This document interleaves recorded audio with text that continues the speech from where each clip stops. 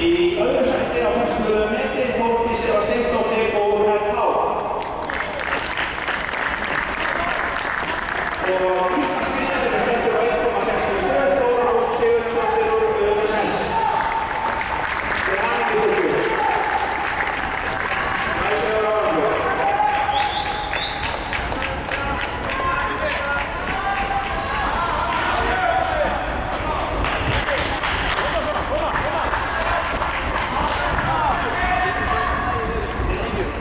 Sveiging í hætti í 15. hlaupinu Marja Birgisdóttir í forystu á Andrea Kolbeinsdóttir og Fríða Þórðardóttir.